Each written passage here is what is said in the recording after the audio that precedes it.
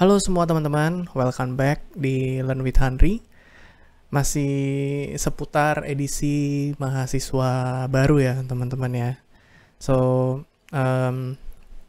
jadi kalau teman-teman sudah berada di video ini, pastikan teman-teman nonton dulu ya video yang sebelumnya baru tontonin video yang ini. Nah, kali ini gue akan membahas 3 survival kit mahasiswa baru computer science. Nah, ini kayak semacam tips and trick ya teman-teman sebagai mahasiswa baru di computer science yang sempat gue udah lakuin, dan pada saat gue selesai dan gue rasa kayaknya ini sesuatu hal yang perlu disampaikan kembali buat teman-teman mahasiswa baru di sini.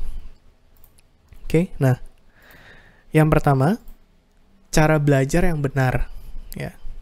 Jadi cara belajar yang benar. Di semester 1 harusnya di jurusan teknik informatika di kampus manapun, pastinya teman-teman akan belajar satu mata kuliah yang namanya algoritma ya.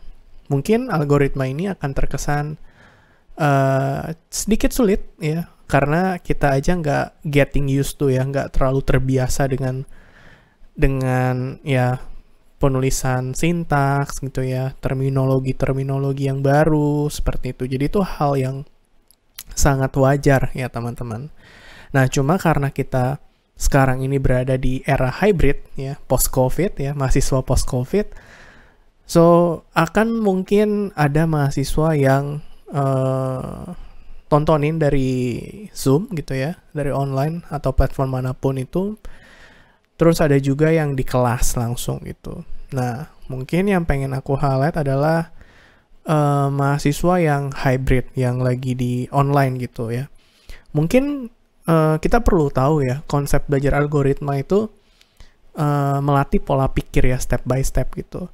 Dan kalau aku ibaratkan itu sama seperti kita mengerjakan soal matematika. Kadang-kali kita ngelihat guru kita ya waktu SMP, SMA gitu ya, ngerjain suatu soal matematika, soalnya gitu panjang, tapi somehow pada saat dikerjakan gurunya kita menjadi lebih kayak merasa ternyata gampang juga ya kayak gitu. Nah, itu beda halnya experience kalau teman-teman langsung ngerjain langsung gitu. Jadi cara belajarnya itu nggak boleh teman-teman tontonin dosennya doang yang ngerjain gitu, atau setidaknya teman-teman lagi di lab gitu, lagi ada mungkin asisten labnya ataupun dosennya lagi ngerjain suatu soal. Teman-teman coba berlatih gitu buat ketik sintaks demi sintaksnya ya, rangkai codingannya, coba selesain sendiri gitu. Dan karena experience-nya itu beda banget gitu, teman-teman hanya ngelihat si dosen ataupun ya asisten yang ngerjain dengan teman-teman langsung ngerjain gitu.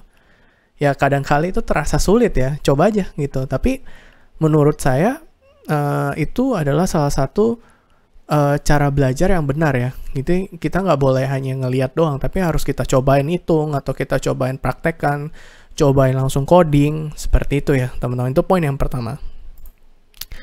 Nah, poin yang kedua adalah mencari komunitas yang mampu membuatmu bertumbuh, baik secara soft skill maupun hard skill ya. Kalau soft skill kan kebanyakan mungkin masuknya ke teman-teman UKM gitu ya, maupun hard skill ya berarti coding gitu ya. Nah, kebetulan waktu gue merasa kayak kurang mampu, takut.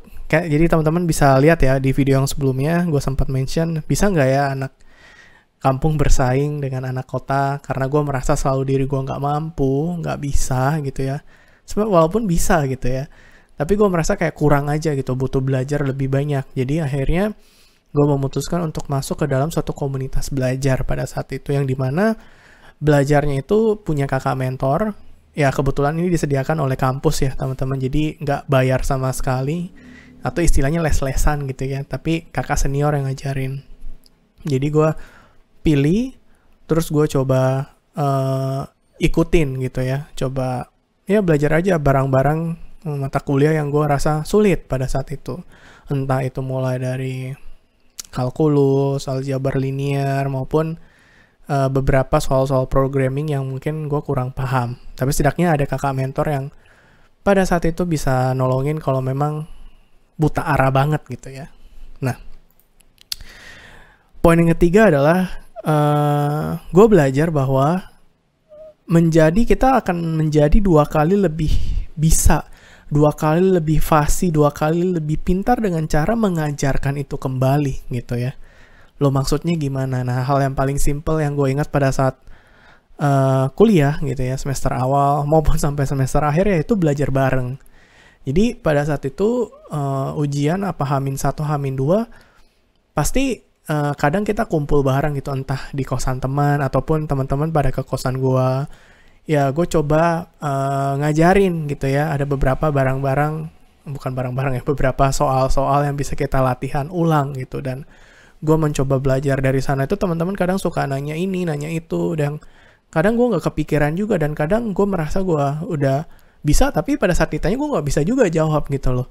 Jadi lewat sana gue menjadi kayak lebih belajar lebih lagi, karena ya pada saat itu gue harus ngajarin gitu kan.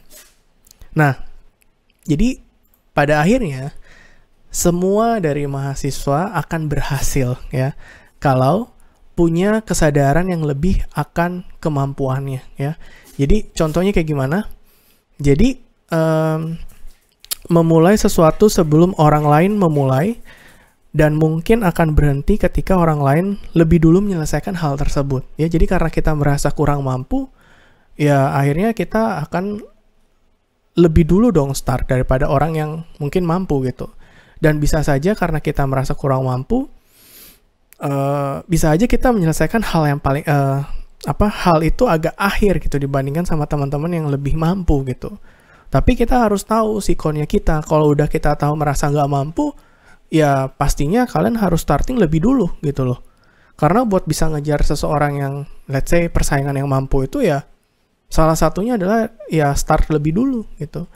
Dan